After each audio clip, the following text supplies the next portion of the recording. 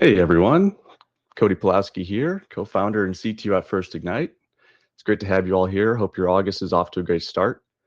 Ours certainly is. I'm actually pretty excited to announce that we've got Mission Control 2 update finally on the way. So this is a feature on First Ignite that we originally had launched about 2 years ago. And the overall concept of this feature is to help enable your campus and all of your offices to have better visibility into your faculty activity, and then actually map it to industry interests and take action on it. Um, I'll provide some brief background on here really quick. And sorry if I'm rushing through it. We don't have too much time. We've got quite a lot to cover today, and I also want to leave enough time for Q&A as well for all of y'all. Uh, but really, the overall concept of this feature is really before you have any sort of set strategy or any specific initiative that you're working towards to find industry or foundation partners for. What I mean by that is before we have a patent disclosure, if we're talking tech transfer, or before we have any potential sponsored research opportunity, if we're talking, of course, the Office of Sponsored Programs or corporate relations side of things, and even on the career side as well, we need to have better visibility into what are all the different activities occurring across campus. And really what it comes down to is what are all of our capabilities? So fully mapping out really who we are and what are our main core competencies as an institution. Of course, this doesn't just apply to universities. We do also work with quite a number of national labs and hospital systems as well. So realistically, we're looking at any sort of research institution who's producing publications or producing intellectual property, and enabling them to better understand, how we can maximize all of our really all of our intellectual assets, that being your inventions, your publications, of course, your faculty, your inventors, as well as being more streamlined and I would really say more intentional about how we're approaching industry with these opportunities. So what I'm going to do here, I'll jump into our existing mission control dashboard, which I would imagine a lot of you are quite familiar with on First Ignite. This might not be something that you actively use every single day in First Ignite, right? Most of our users are typically engaging the autopilot functionality for company prospecting, or potentially the tech assessment feature, maybe doing some market research. And you can really think of this as the step that comes before all of this. So let me go and share my screen here. I'll move this over here. Always a hassle.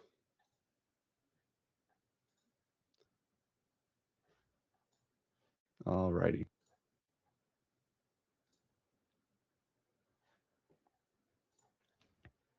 Maximize that. Perfect. So again, what I'm demonstrating currently is our existing mission control dashboard on First Ignite. You can find this by looking at your sidebar. It's the very top item as of right now. And I'm just going to really outline what are all of the sort of the core competencies or functionality of this existing feature, the overall concept of this, what this enables you to do in its current form, kind of the basic form.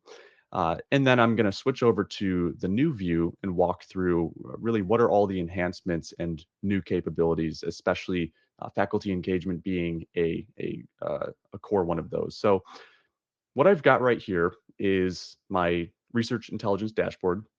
I'm selected into Kansas State University. So this is really filtering research activity down specifically to Kansas State over the last 6 months. You can also enable sub-institutions. So if maybe you've got a parent organization or a system level, and then you can also include the child organizations. Maybe there's some other affiliated lab or institutions. You can choose to include those as well.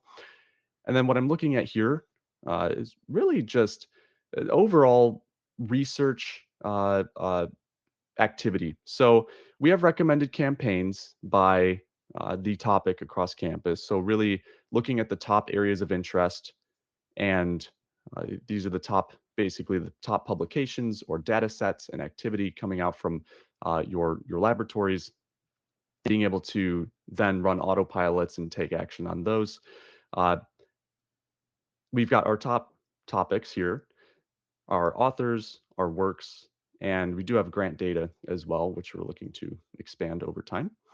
If I click into one of these topics, you'll see here that we're highlighting specifically particle physics. Again, this is at Kansas State University over the last 6 months. I'm mapping out our research activities. So this is actually generated response. This is all tailored specifically to research that's occurring on campus. And we're trying to map out the value and opportunity that this research has within industry. Basically, what is the commercial potential, maybe translational pathways for some of this research, and then we've also got market information here. So some different industries, right? Materials testing, quantum compute hardware, industrial radiography. So we've basically determined that these are some potential industries that this research could apply to. And then we click into companies and we can see kind of the top market incumbents, and we can also see some of the smaller organizations as well. So again, this works really well as a exploration tool. So it's really a lot of analytics. It's a lot of digging through data, clicking around. It's good from an exploratory basis just to better understand what's happening across campus. But a big challenge right now that we're hearing from all different offices, we work with tech transfer, corporate relations, we work with even career services and specific colleges. Everyone's saying that this is great. It's great to have this information. It's great to have better insight. But some of the key components we're missing here are recommendations. So actually scouring this information and having a system that can recommend to us based on certain criteria, which of this activity, which of this research output actually has strong commercial alignment, right? So which of these, more or less, sort of a ranked approach of what's really the most interesting or has the highest potential, and then actually going and engaging these faculty members. And this can be for a whole number of different applications. For tech transfer, this could be finding new disclosures on campus and engaging those faculty members, those inventors, and basically having them, more or less, you're soliciting a disclosure from them, having them submit their ideas. For corporate relations or sponsored programs, again, this is getting them in front of the right opportunities, whether it be new funding opportunities or potential commercial interest, potential industry partnerships and funding. Uh, so really before we, in this current view, the current version of mission control, what we're seeing is a lot of research exploration, but not so much the capability to actually go and take action on it. So what I'll do here with the click of a button, I will switch over to the new mission control experience. And again, what I'm looking at here, let's go and filter by 12 months. So what we see here, first and foremost, is this homepage is very much action oriented now. It's also proactive in the sense of this is something that is constantly scouring your research output. This is looking at publication data. We're looking at patent data as well. So more or less intellectual property that's assigned to the university. And you'll see here the actual tab is named faculty engagement. So we're being very intentional about the purpose of this whole view here. So again, I've got Kansas State University. If there's anyone from Kansas State on here, you're welcome to drop a chat below. This is one of our I would more or less say design partners on some of this work. So Kansas State over the last 12 months, and what we're also seeing now is we can select peer institutions. So what I did here, you'll see we kind of have this default R1 public universities. I can more or less type any institution. This could be a national lab, this could be hospitals, really anyone with research output. For that matter, it could actually be companies as well, if they're affiliated with publications. In this case, I actually had our system suggest with AI who we should select as really our AI curated peers, right? So, what are all the universities that closely match our overall portfolio, kind of our posture as a university, and use those also to compare against. I'll get into that momentarily. And so let me scroll down a little bit. So the very first card, it's in your face, very obvious. What this is highlighting, and this is totally adjustable, is who you should reach out to today. So again, based on certain criteria, based on signals like their, of course, the citations or publication velocity, how this aligns with industry interests. What we're doing here is we're pulling together a short list of faculty members across campus, which in many cases you might not even know are working at your institution. And we enable you to do a few things here. Directly, you can draft outreach. So you can engage this faculty member. In this case, this is a just a publication, kind of a congratulatory email. Of course, if they're getting peer-reviewed research published, this is something that's appropriate. In the future, we can add other triggers like a grant award, or of course, this could be a whole number of things that actually enable us to highlight that, hey, there's a potential for both faculty engagement and industry opportunity here. And what this did is it actually pre-drafted just a very high level introductory email to this faculty member, and this will send from my inbox. So we also have the capability now to connect your institution email. I'll add the caveat. This is if your IT department lets you, if your policies allow you to do so. But on the technical side, we do support this now where you can connect your institution email. So this will come from you. Uh, you'll send it directly to the faculty member. So we've got their verified contact information here. I can choose to CC. Of course, this could be anyone in my office, team, potentially another email just to keep track of your engagements. And you can also send a test to yourself just to confirm before anything goes out. I can rewrite this with different tonality. And then you can also write your own prompt if you want to be specific with this outreach. So whenever these are generated, you can have it use a specific style of writing. So this is one way that you can engage your faculty. Um, I'll click into a profile here so that you can see what they look like. You might also notice that the UI is quite significantly updated from our current UI. You can expect more of that on the way across the platform. But starting with mission control, we figured this is a good place to really focus on the user experience and highlighting really the most important details and enabling you to take action directly from these views.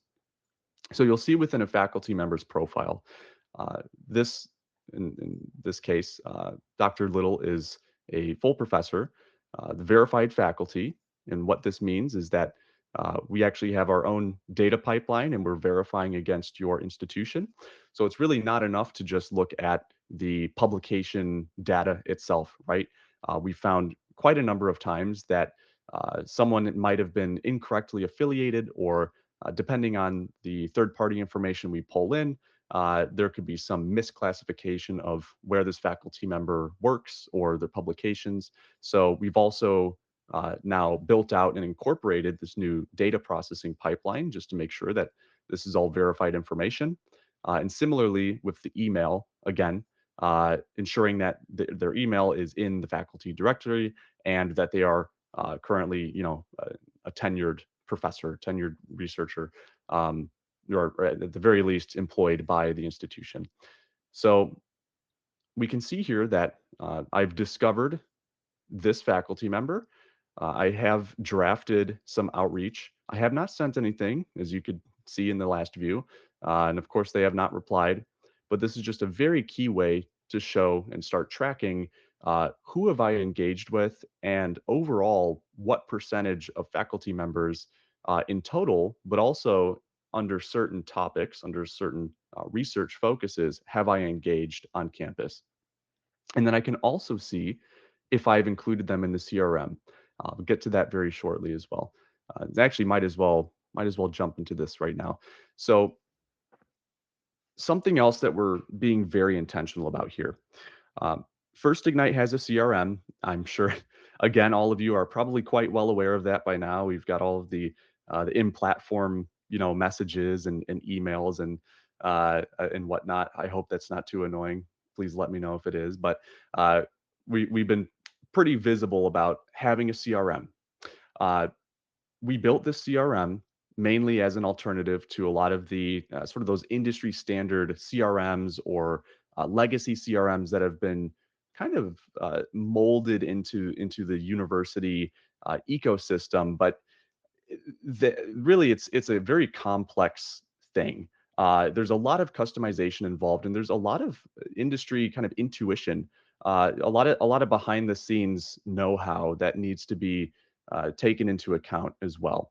And a big piece of that is CRMs are designed uh, traditionally for your industry partners, so for private companies like First Ignite, uh, to store their prospects, store their deals, track their engagements, track their activity.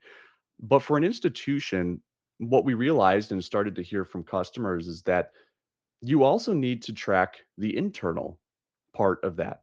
So not only, say again, we've got tech transfer folks, we have corporate relations or foundation relations, and others across campus who are constantly engaging industry, foundations, and other nonprofits, other partners.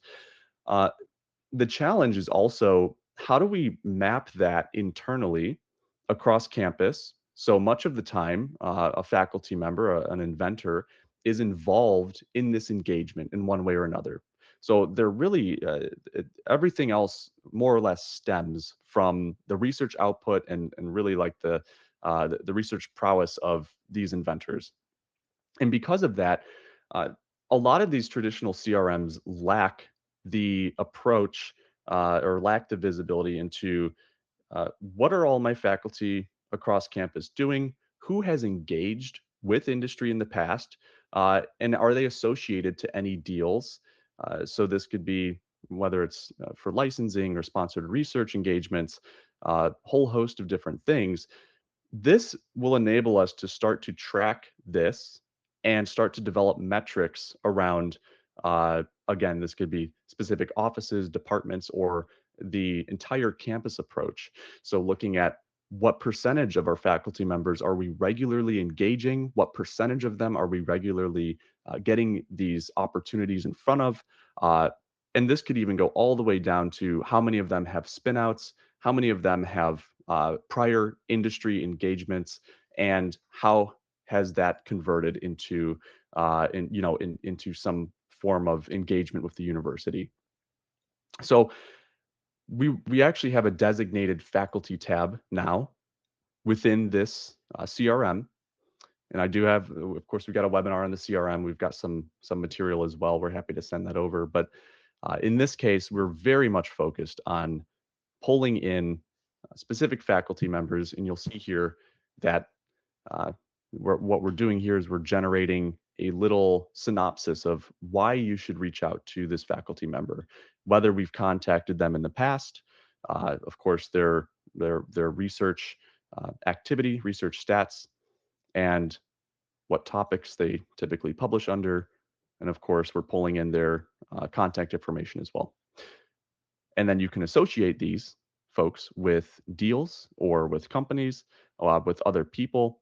And so what we're really doing is we're starting to develop this graph. It's really a relationship graph of intelligence across campus. This is something that is, outside the walls of any specific team or any specific office at your organization. This is something that is meant to be really the ground layer of engagement and data across campus. And the benefit of that, well, firstly, is visibility, right? So everyone, of course, shares with us. And to be honest, we've kind of caused this issue because First Ignite's uh, very active in pushing engagement and emailing industry partners. And what that's caused is a lot of crossing wires, so to speak. So you'll have multiple teams who are engaging the same company without knowing it, and this could be involving the same faculty member across different opportunities. And so because this is causing some uh, some clashing, and it's a good problem to have, by the way, because it means that you're being proactive with your outreach to industry. Uh, but we realized that we need a solution to this problem, uh, and this is it right here. So you can now start to track which companies or deals and opportunities your faculty members are currently engaged with or have engaged with in the past. And the second benefit here is that now start to pull in this historical data. You can start to strategize who else we should be engaging, right? So, given the existing deals or given the existing outreach that we've done on behalf of our faculty here, what other companies could we potentially be approaching? Or of the existing partners we have in industry, how can we better leverage them as a partner? What other ways could we be engaging these existing partners that we're currently not? Maybe I think of it as surface area or kind of how many doors do you have open with a given company? And in many cases, it's really one. From what we've found out from a lot of our partners, it's typically you might have a licensing engagement, you might have some sort of sponsored research or co-development engagement, career services side as well. Typically, that surface area is pretty minimal. So another piece of this is actually enabling you to find all those different pathways. Uh, and we're also going to be a little bit more straightforward about those pathways in the future. So I don't want to uh, divert too much from the main topic of conversation, but I figured it was worth mentioning. So jumping back here to the faculty engagement page, uh, you'll see we've also got who to reach out to today. So again, this is something that's you could completely customize this. By default, we're really looking at the publication activity. We're looking at the citations um, and their overall posture as a researcher. And it's simple enough to, again, draft a congratulations. I can open their profile. I can view the work directly. Or, of course, we can just move on. I can also jump into my outreach log. So you'll see here, I have not yet reached out to any faculty members, but think of this almost as if it's an inbox. You can see all of your faculty that you've contacted on the left-hand portion here. And then you've got your email draft window. So you can actually view and follow up in threads here as well.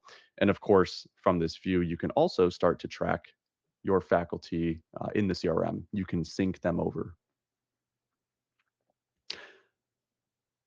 Now, in this case, we've discovered quite a number of faculty. I've been clicking around quite a lot. And so, not so much on the matched side or contacted, but it's very helpful to see the progression of, again, what percentage of faculty members have we uncovered, or if it's a specific topic, a specific focus of those, how many of them have we matched to certain opportunities? How many of them have we socialized or disclosed this opportunity with? Um, who are we actively in conversation with? And then who's actually logged within the CRM itself? Faculty worth watching. Again, this is driven from signals based on their publication velocity, how many citations they have in their works within a certain period of time. So this could be week to week, month over month, year over year, but we're looking at their overall velocity. Who are our most active faculty? We're looking at top 10 in this case. I can pan over and view others as well. And then you can also save views. So if you want a specific preset, maybe this is, you could save different presets based on your maybe what institution you're focused on, the time period, the topic. That's another important piece too, is that I can actually filter all of this by a topic as well. So this is another challenge that we hear quite often is more so from the corporate relations side, but this does occur on tech transfer as well, is how do I find who's working in a given area across campus. So if a company approaches the campus, or maybe you've already engaged a company, you're working with someone, they've already licensed a technology, or they're co-developing something, and they ask you some questions around some of their engineering challenges, R&D challenges. What are your capabilities? Who's working in this area? Typically, you might have to go to SciVal, you might have to go Google, go on Elsevier, and dig through a whole bunch of information. Of course, it's such a roundabout way. These tools they're powerful. The data is fantastic, but again, on the flip side of that is it's all about this, how do we streamline this process and how do we make this more actionable? So I can actually update this entire view to, let's see, let's do animal nutrition. Again, this is for Kansas State. I'm looking over the last 6 months, and I saw the question, general. Will there be? Yes, there will be a recording. So after the webinar finishes up, you should all receive a link. We'll also follow up over email so that uh, you can get the recording directly. Typically, we upload these to YouTube afterwards. Great question, though. Thank you. Um, yeah, so what we see here is now I've scoped my view to animal nutrition. I can scope it to any number of topics, but this is now updated specifically to those working in animal nutrition at Kansas State. And we're looking again specifically over the last 6 months of activity. And the fun piece here is that I've got a generated overview of Professor Tokach at Kansas State, and I've also got the engagement angle. This is something that you'll also start to see across more of First Ignite. So on think of the company view that you're probably familiar with. When you click into a company on a project, it tells you kind of an overview of the company, what's their strategic alignment, why was it selected. In this case, we're actually looking again internally. So I'm now looking at a professor and it's telling me that, here are the different ways that I can potentially engage them. So exploring potential partnerships, collaborative projects, investigating dietary supplement innovations.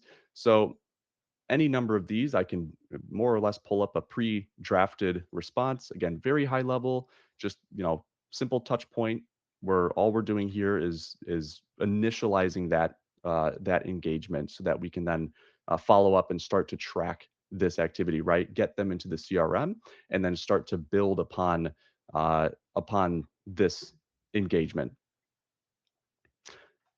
And as you would expect, we've got all the data on their background, publications, co-authorships, their topics, including the topic activity, kind of the velocity over time. What I can also do directly from a profile is I can click match companies. So something that we currently have, I just walked through the initial kind of the original mission control view before, right? And it's a little bit, how should I say? It's a little bit disjointed. Uh, you can click into faculty, you can click into works individually, you can click into topics, and then you can find companies. But in this case, we also wanted to be very inventor centric in the sense, again, that a lot of this activity or opportunity stems from the inventors themselves, stems from their activity, from their capabilities, from their history. So who have they already worked with, which I'll also be demonstrating. That's a fun piece that I think a lot of you will like. But what we're doing here is from within a faculty member's profile, I am now matching potential industry partners directly to them based on their publication history. So we're looking at, again, this is somebody who is pretty prolific in animal nutrition and physiology at Kansas State University. And we're also scoring these companies based on criteria that we've preset. So similar to using autopilot on First Ignite, rather than me having to go and copy and paste and figure out which patents or which publications that I should be feeding in, this is looking at the research graph and basically the overall profile of this professor and using that to then match directly to companies. So it takes out a lot of the guesswork and just a lot of that kind of honestly redundant work that is typically required on the traditional mission control experience. And from any one of these, I can now click into the company. You'll see we've got an updated view as well for our company here. We do have our standard criteria that we are ranking by, so that you can look into why this matched and how it was scored. And of course, at the end of this is then finding our contacts at these companies. I can select, I can reach out to them directly here.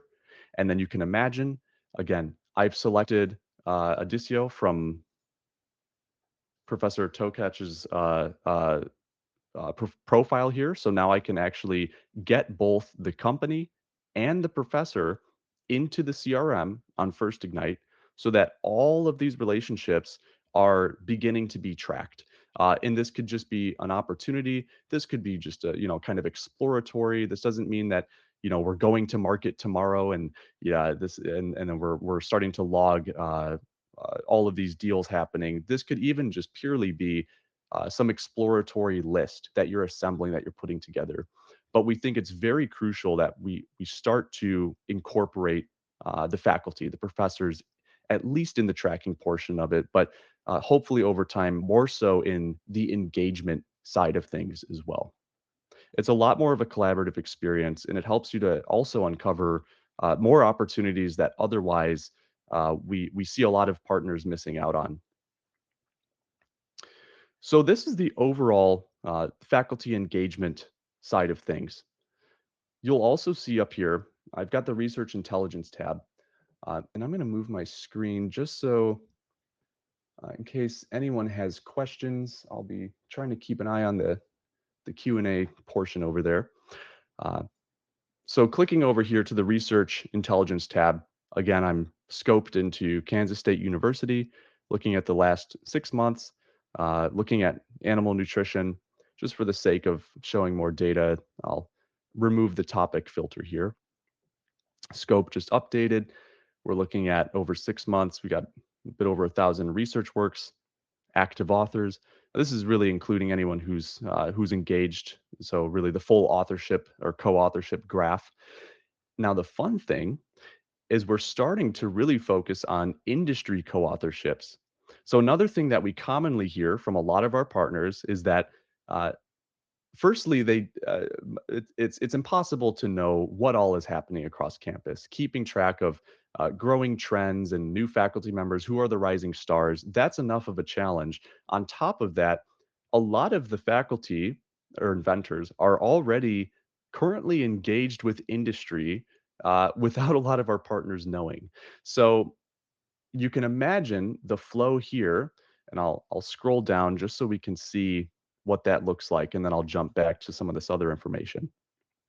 What we're looking at here is this bubble graph of our industry partner network. So these are companies who you may or may not know that your institution, that your faculty are already co-publishing with, or they're engaged with in some way. So we're looking over, even just over the last 6 months here at Kansas State, we've got 121 co-authored works across four various sectors. And these sectors, again, we can cut this up many different ways. Here we're looking at biotech, we've got pharma, we have overall just technology, and then other, which again, we can categorize this however we'd like. So let's just say I work at Kansas State. I'm responsible for corporate relations. I click into here. I see that we've got all this great publication, this research activity, and it just so happens that maybe there's some strategic initiative for us to start to approach more companies in, let's say, animal nutrition, right? Or just to make things easy, let's say biotech. We've got one here. So maybe there's some more, some strategic initiative or some initiative in our office that, hey, we need to start engaging more biotech companies. This is a growing area of interest amongst leadership, and so, and just a growing opportunity across campus. So what I can do is I can click directly into here. I can see this industry partner, IO Therapeutics. I get my brief of who they are, what they do, and then we also have a really helpful research angle. So Emphasize small molecule drug discovery, immune response modulation. Um, with your institution specifically, how are they? In this case, it looks like no co-authored works in the last 6 months. So I was filtered by potentially the last year there. But in any case, we're starting to highlight the co-authorship graph between your faculty members and between these companies. So let's look at Cargill in this case. Yeah, so 6 months here for Cargill, we've got these specific publications being highlighted. And wouldn't you know, the same professor here that's very prolific in this space is showing up as a co-author in some of these publications with Cargill researchers.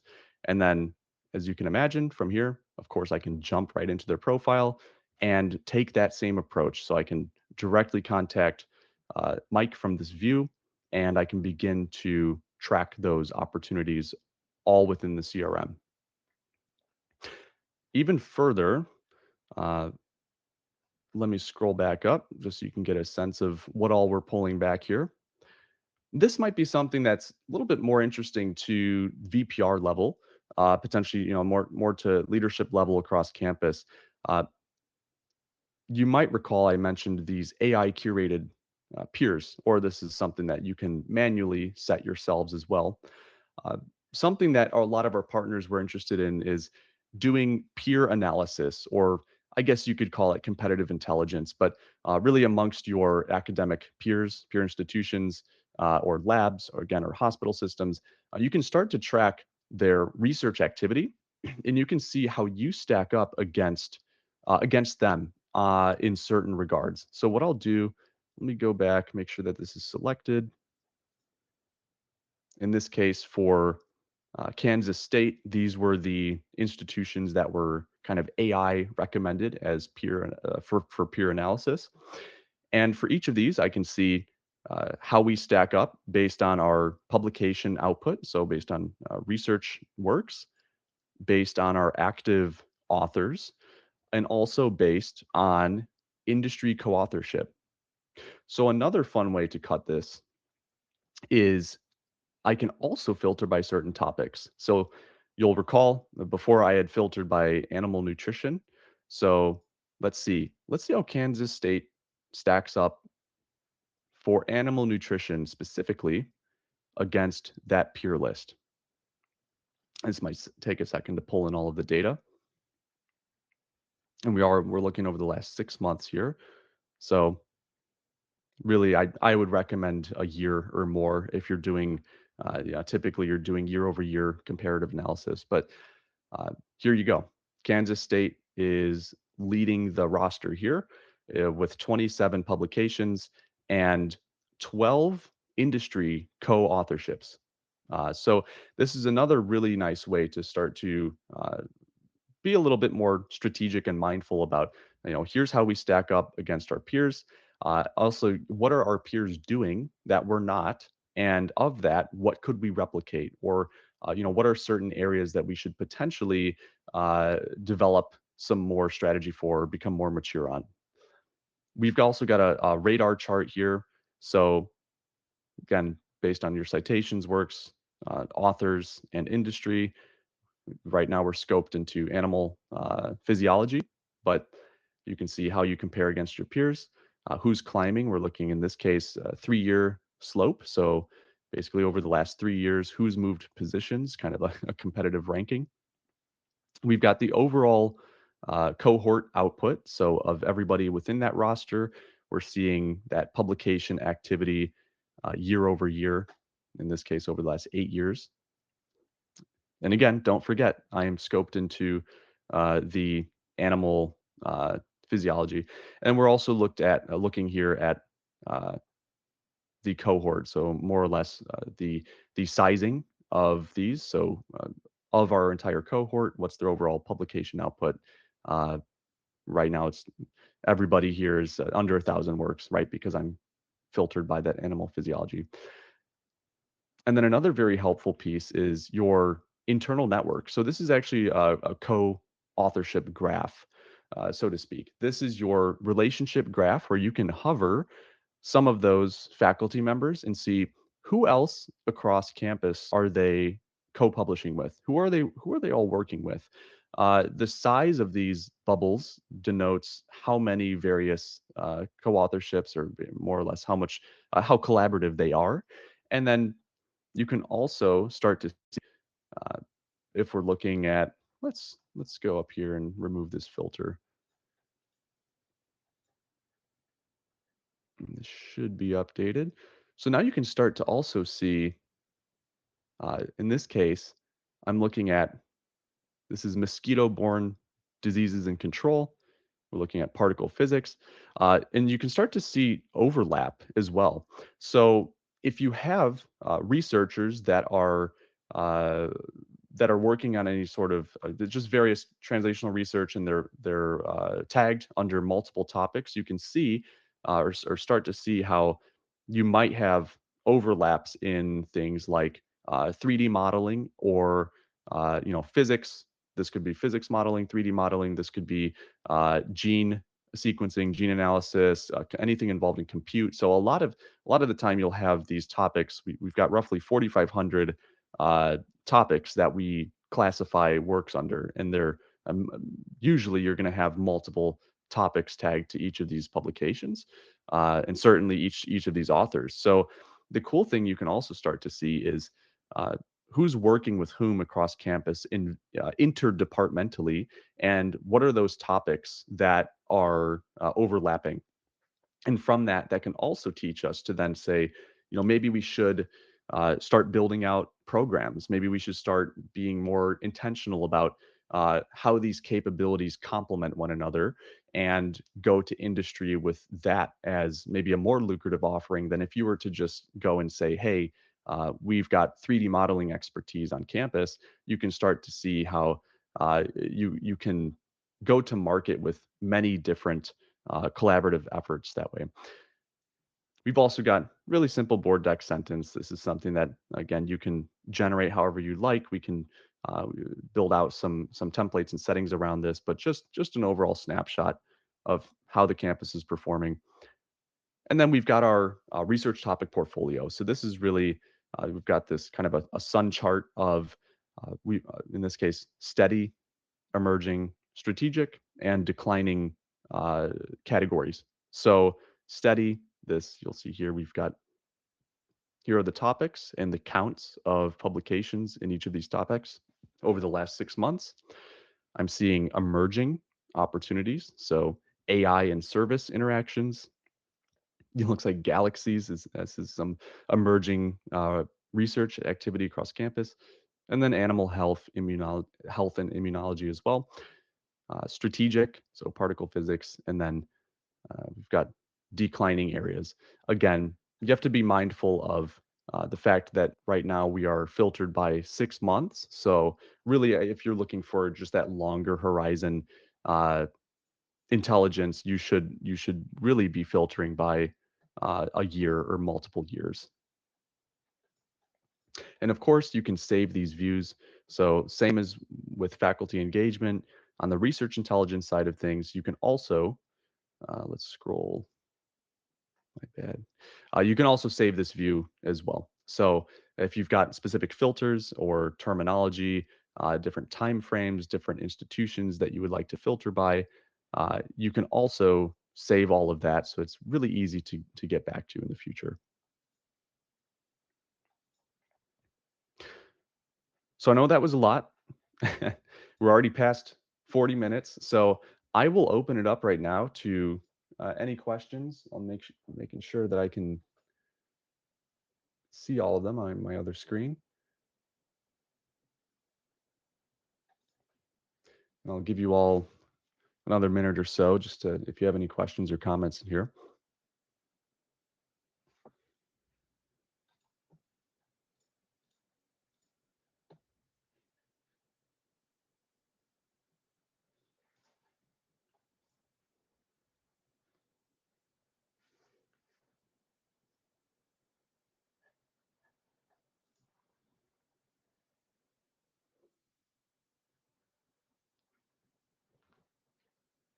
Okay, let's see. Matt, great question.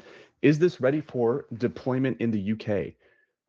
Yes, it absolutely is. So all of our current partners, really the approach that we've taken here in terms of verifying the information is all of our current partners and prospective partners. Uh, we're ensuring that all of the data is within this pipeline. So it's all more or less it's public information in the sense of uh, gathering intelligence on the publication output, on their co-authorships, on their citations, and then also, of course, contact information from faculty profiles and whatnot. So uh, as of right now, more or less all of our users are it's ready for full deployment across all of our current partner campuses. All right, Travis. When does it go active? How can we enable the revised dashboard? Yeah, great question. So next week, officially, we are launching this. We've got some early access folks in there. So Travis, if you're interested, we can. We're happy to jump on a call and do a little walkthrough. But this will be really we're offering a 2 week trial here just to get in and really use it, understand its full capabilities. Um, and then start to of course the idea is then we can start to uh, get used to this workflow in the sense of there is a behavior change of course that comes with this, and so rather than just thinking of First Ignite now as prospecting companies, we're starting to look internally and using this as proactive intelligence. And so just getting everybody used to that flow, used to that approach. And of course, we do welcome all the feedback and recommendations that you have too. Shelby, can you search by any topic such as free text? Yeah, that's another great question. So right now on platform, on the current mission control, we do support that. On this one, right now, it's focused on those computer generated topics, but we will be adding support so that you can use free text, more or less like a vector search approach or a hybrid search approach, so that you can be a little bit more, targeted in what exactly you're going after. As of right now, though, we wanted to be just ensure that all of the data is very well structured. How often do you update faculty employment? Uh, look to my schools listed, having a percent left over well over a year ago. Yeah, Alyssa, that's a great point. So on the current mission control, again, the data pipelines that we've built out now, this is something that as we're ingesting this information, we've got our own knowledge graph internally. So everyone, of course, is familiar with other offerings, that our industry standard approaches and faculty profiles and whatnot. So, what we're doing is we're looking at sort of the publication activity as the source of truth. It doesn't get it right 100% of the time. So now on the new experience, what we're doing is we've added a verification layer to that so that we can start to reference the faculty roster as well as any sort of profiles or other activity that alludes to the fact that they're a current employee of the institution. So this is something that's really done on a regular basis, at least on a monthly basis. But as of now, you should note that within the new experience, it should be certainly a lot more accurate to who's currently employed. I'll also add here that we have now incorporated these thumbs up, thumbs down on data accuracy.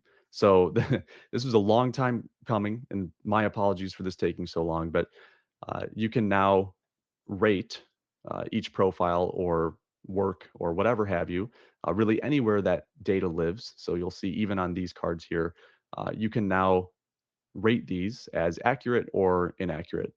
And if it's inaccurate, you can be specific. These reports will go directly to our engineering team, and these will be triaged so that we know specifically which profiles or works or topics, et cetera, need to be addressed. So we've also got a feedback pipeline built in now. Let's see. Distinct delay between submission of work to be published. That's another good point. So what Alyssa just brought up is that there's a distinct delay between works to be published, or really the current uh, really sensitive or confidential research activity on campus, and then actually publicizing that, getting it published, or of course patenting is another story. Because of this, we're also looking at other metrics. So we do have this other data available. We're still working on how to leverage this the best way. Again, a lot of it comes down to the data accuracy and the validation, and we want to make sure that we're putting the most trustworthy information in front of our partners. With that said, we can also start to look at things like data sets or GitHub repos, right? If your researchers are publishing or right, if they're sharing any sort of maybe it's code bases or simulations, conference talks as well. So really, whatever we can get our hands on, any activity that's even tangential to the publications, just to start using those as early indicators of the research that's actually occurring across campus versus having to wait a year or more potentially for that published research. So that's a great point as well, Alyssa. Thank you.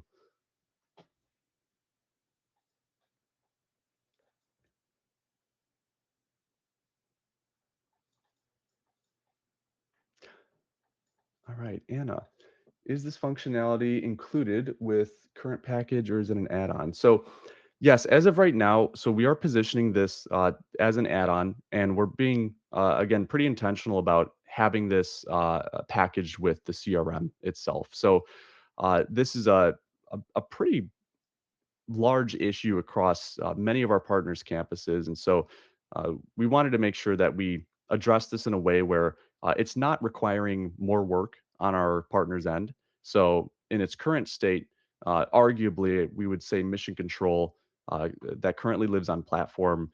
It does require more work in the sense that you have to jump in there and click around and kind of know what you're looking for, and then build out those campaigns and take action and start to track things. So uh, really what we focused on here is the overall streamlined nature of it and being more proactive. So we're trying to surface those opportunities so that you can start to see themes uncovered that you otherwise and maybe even your strategic initiative would overlook. And these are certain areas of opportunity across campus uh, that you can then both uncover, you can identify, but then also take action on and track directly from this experience. So it's really an overall elevated experience from what currently exists on platform. So that's why we made the decision to uh, really approach this as an add-on, like an enhanced offering. But that would be a question, of course. We're very open to to figuring out a solution that works for all of our partners' use cases and campuses.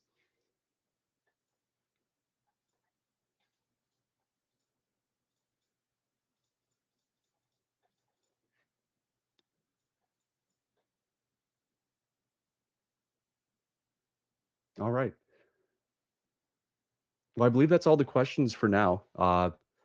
And as all you know, I'm very much open to feedback and any recommendations. I'd love to hear all the needs, all the pain points and challenges across all of our campuses, especially a lot of those pain points that multiple offices and multiple teams share.